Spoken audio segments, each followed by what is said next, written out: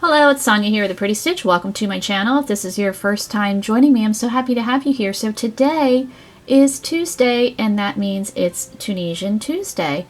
So we either feature a stitch pattern or an actual project, and today we are featuring a stitch pattern, and I am using my J hook or 6mm hook. I just popped a rubber band on the end to keep my stitches from sliding off. And as you can see, it is not a Tunisian crochet hook, so you can use regular crochet hooks to work Tunisian crochet.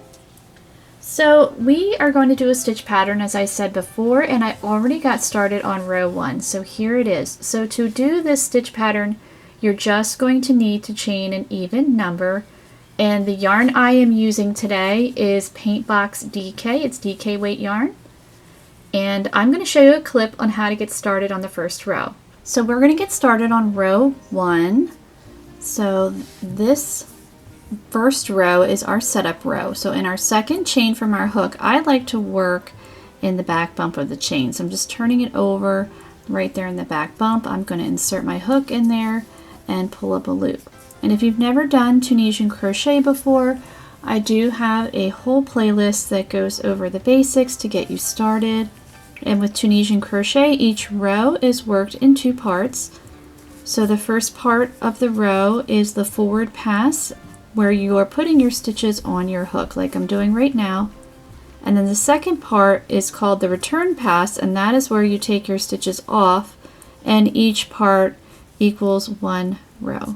Okay, so there is our forward pass of row 1. So the amount of stitches that you chained, you should have the same amount on your hook. So I chained 14, so I have 14 loops on my hook. But if you chained a different amount, then obviously you would have a different amount of loops on your hook. So let's work on the return pass, where we're going to yarn over, pull through 1 loop, yarn over, pull through 2 for the rest of the row.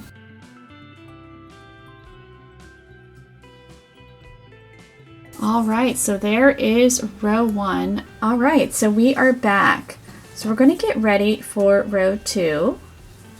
And this is just a 2-row repeat. And it's kind of like a take on the honeycomb stitch pattern, which is one of my favorites. I think it's super pretty. So we are going to be working, I think it's called a twisted Tunisian simple stitch. So you can see I'm spreading this apart. So when you spread it apart, you can see the chain, the stitch. So if you work regular Tunisian simple, you're going to work in this vertical bar. But if you spread it apart, you can see there's a bar here, and then there's another one behind it right here. So we are actually going to work in this one right here. Still doing Tunisian simple stitch. So going right in that space there and just inserting my hook in that vertical bar and pulling up a loop. Alright, so our next stitch is going to be a Tunisian purl stitch, but we're going to work in that back bar again. So I have my yarn in front, going in that space, picking up that bar. So I find with this stitch pattern, if you use slightly thinner yarn and a larger hook, it's a little bit easier to do. And we're going to repeat that across. So my next stitch is twisted simple, right in there. And then we're going to do the Tunisian purl. So maybe it's a twisted purl, I don't know. And I'm literally just letting, so I insert my hook in that space. I literally just let my hook pick up that back bar. Like, I'm not really thinking about it. It just, the hook automatically picks it up. So in the space, picking up the bar, working the twisted simple, yarn in front. And if you're not familiar with basic Tunisian stitches, again, I have a playlist that goes over the basics to get you started. And I did chain 20, I don't think I mentioned that. So I have 20 stitches that I chained. So at the end of my row 1 here, I will have 20 loops in my hook. So you're just alternating back and forth of Tunisian twisted simple and then the Tunisian purl. Just like a regular honeycomb, you're alternating Tunisian simple and Tunisian purl across.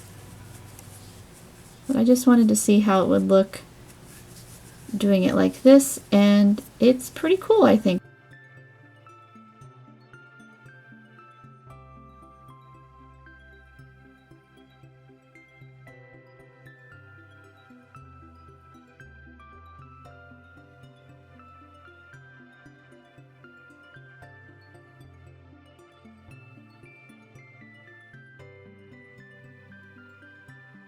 Alright, so I'm at the end, and then in my last stitch here, it does look like a chain. I like to insert my hook in the middle of that chain, pull up a loop.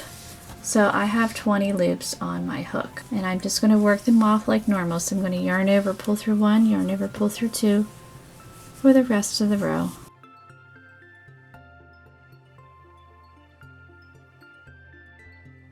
Alright, so we finished up row 2. So obviously it's not looking like much. So with this stitch pattern, I notice you do need to get a couple rows under your belt before you're like, oh, there it is. So, and again, it's a very textured stitch pattern. Alright, so row 3 is going to be similar to row 2, but we're just doing the opposite. So for row 2, we worked to twisted simple, but we're going to start with the purl. So you're going to have your yarn in front, going in that space, and working the purl. Just grabbing that back bar. Now we work twisted simple. So in all of the purl stitches you're working simple, in all of the simple you're working purl, just like a regular honeycomb stitch, which sometimes, there we go. So I'm just allowing my hook to grab. So sometimes the purl stitch, it's a little bit shorter, like it tends to just kind of crunch up. So it kind of helps if you kind of spread it apart a little bit. So go in that space and then just let your hook grab it. And we're just going to keep going across. So this stitch pattern, it is just a 2-row repeat, so you will be repeating rows 2 and 3 for however long you want your swatch, and you can end on a row 2, a row 3, it really doesn't matter with this guy.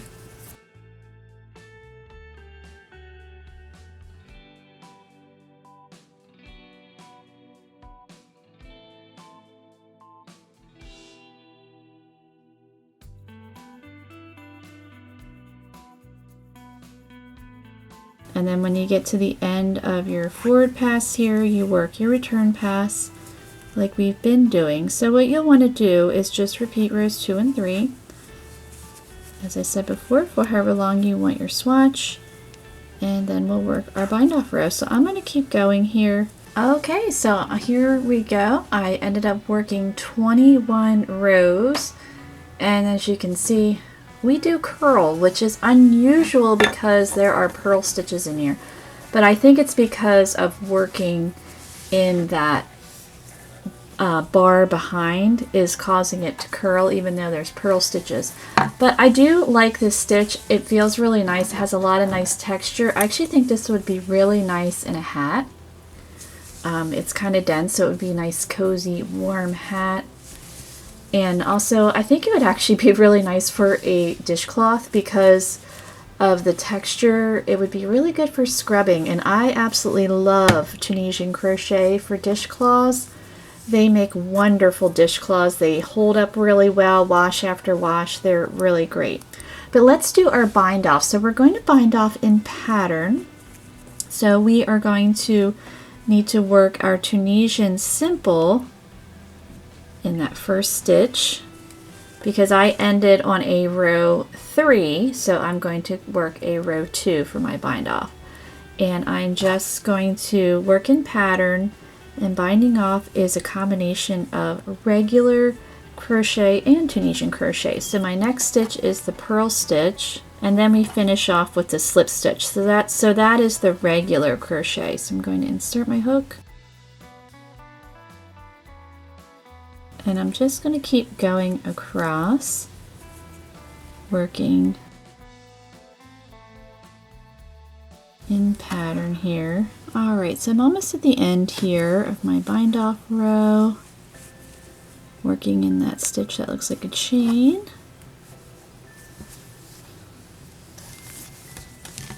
And this has a lot of nice stretch to it, this stitch pattern. I actually think it would make a nice ribbing if it wasn't so curly.